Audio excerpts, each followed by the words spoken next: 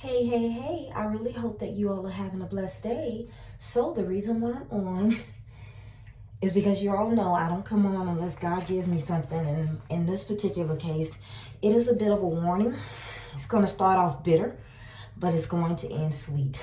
And I just pray that this reaches whoever God needs to know this. And I know that it is many of us who are right here in this time. This all fell upon me I was reading, he gave me this morning, 1 Kings chapter 12 and chapter 13. So when you get the time, read that. And, just continue to read the rest of those chapters as well within the area in reference to Jeroboam, which was Solomon's son. That's the times that we're in right now. And so the first question I heard after I listened to the word was, why add sin unto sin? That was the first question I heard. He says, there were yokes placed upon you, harsh yokes by the enemy. Many of us blame God for the harsh things that has happened to us. We are not the first set of people that certain things, harsh things, have happened to. Look at Job. He was tested and tried. His yoke was heavy and harsh. God allowed it because he knew that his servant, once tried, would be proven true. Many surrounding him, Job in that time, even his own wife told him to just curse God and die. Many of us would have jumped on that train God was putting in my heart. He said many of us would have jumped on that train. We would have taken the opportunity and saw our way out, because many of us can't stand right now in the trials and tribulations that we are in today. So he says many of us would have just jumped on that train and we would have just died. Many of us have already done this spiritually within our hearts in the eyes of God, he was saying. We have grown weary with the wait and lack the patience of Job. We don't have the patience of Job today. Some of us have even turned away to serve other gods. For the wait, the long wait, and the things that we have been through and are still going through has caused many of us to doubt that God is even real. We're beginning to ask ourselves, since we can't touch or feel him, even this is a physical feeling and a spiritual feeling. Many of us, because we can't touch him, we can't hear him, we can't feel him. The Lord was putting in my heart that we have allowed ourselves to be deceived. And many of us have turned away to follow idols, false gods. Or either we're in a place now where Jeroboam was, and you'll see as you read those chapters, to where we're not doing what God says. We're doing what we want to do. So in the eyesight of God, if we're doing that thing, we've made ourselves an idol. We have become God ourselves, and we're doing what we see fit, not what God is instructing us to do, which is to trust him and to trust his timing. Many of us have been in the hearing of things spoken by false prophets, claiming to be anointed by God, but they haven't. Many of you all have heard things, that these false prophets have said, and you've it's not really your fault, because they're claiming to be prophets, evangelists, on and so forth, all these different titles, and they're not even anointed to be doing that. And you're following them and listening to what parts you feel is for you, and you're not getting anywhere. Nothing is moving. And so, well, you know the rest. They're false. They're not real prophets. And some things do take time to come to pass, because it's also dependent on your faith.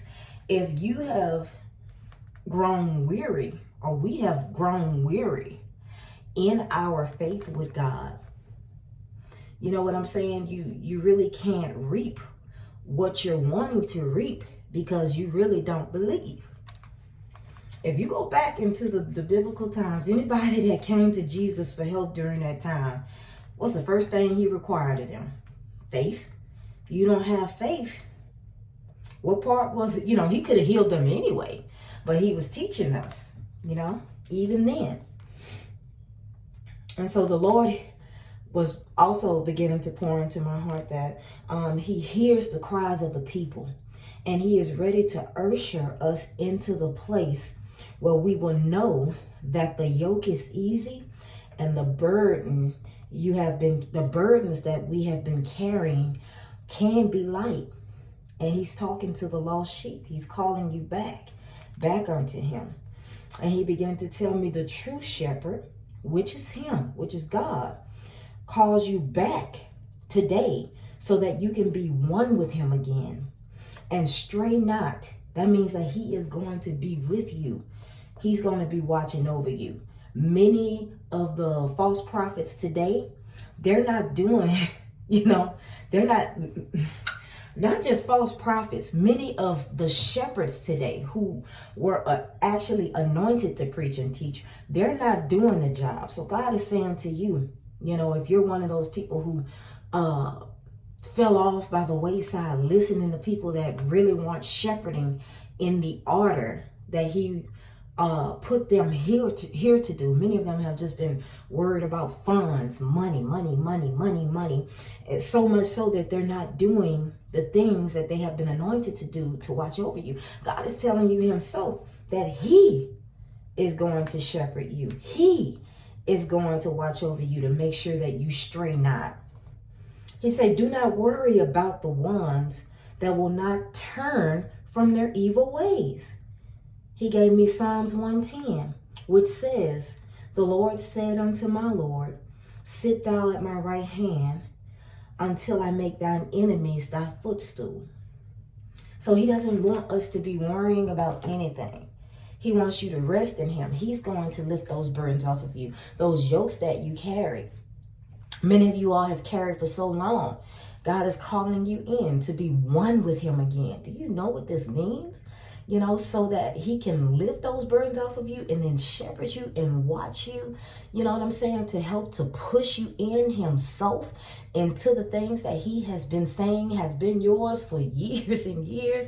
Many of us couldn't get to it because we were still holding on to past hurt. That's why I'm so thankful for the Place of Healing Ministry. God, even seeing fit to put me and my husband in this position to be able to help others to usher into their healing.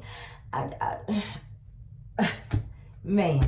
And then coming up to that point, like, our testimony is going to be great. There is so much that we are ready to unleash to you all and to further help you all to know that God is real and that your life can change when your thoughts change.